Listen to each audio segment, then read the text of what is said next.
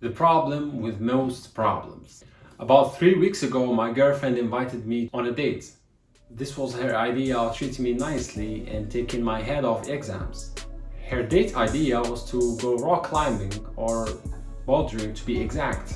And I was excited about the idea and we went there as we agreed. We went solo there, no coach or anything like that. You already know the big dog needs no help or assistance when it comes to physical activity.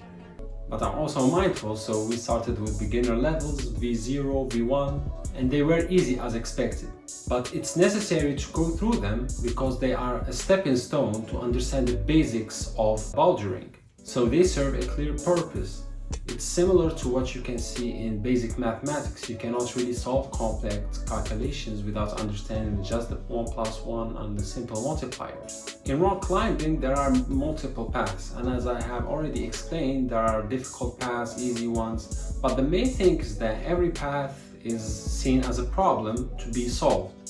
And all of those problems already have a solution. And the idea of seeing the problem and knowing for sure that there is a solution to this problem makes it very difficult and irresistible to not engage in the trial and error process, to be a part of the people solving it. Many people attempted what we were doing with us and succeeded. Although I consider them enemies, both men and women, no discrimination, for daring to be better than me.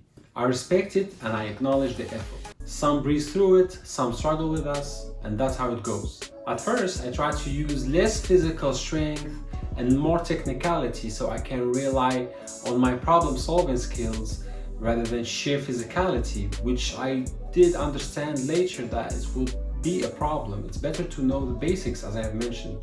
And this has been extensively talked about in the bouldering scene, as I come to find out later, by people like Magnus, where he talks about how easy it is to go through the first few levels, beginner levels, with sheer physicality as it is more forgiving. And I've faced this problem when I got humbled by a V3. I wasted so much energy clinging to the block without extending my arms, which made me painfully engage my forearms. To this day, I still feel pain in my forearms. I was not even able to solve that problem that day because of how much energy I wasted on that. How I knew that I needed to extend my arm was by something very few people in the manosphere know about, and is mostly talked about as a dark alley. I asked for help. I saw this guy finish a V6 upside down like he was a real Spider-Man. So I grabbed him and I pointed at the rock like I was a toddler. Then he showed me how to properly do it.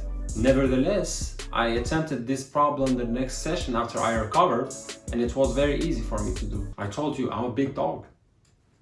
Although I did need some help. What makes the bouldering experience attractive is the inevitability of succeeding if you try smart enough times. You will do it. Each time I went so far, I faced a difficult path that I could not solve, but I kept my focus on until I resolved it. Then of course moved on to another one. Keeping my focus here could also ironically be by not focusing too much there. Take a walk, do an easier problem, or just take my head off that main problem for the time being.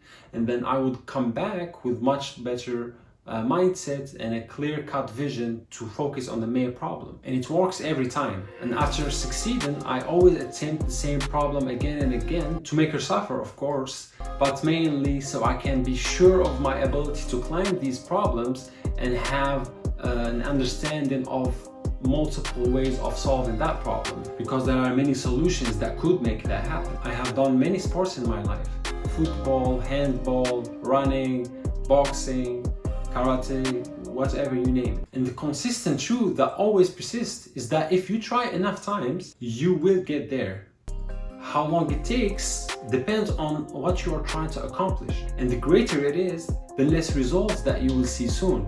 And the easier it is to give up because there is no immediate feedback to show you what you're doing right and what you're doing wrong. Understanding that fact and keeping that faith in the process, that's exactly what separates people who make it from the people who quit. I gotta find a sports show that I'm going to do, but can't just be basketball focused, has to be broader.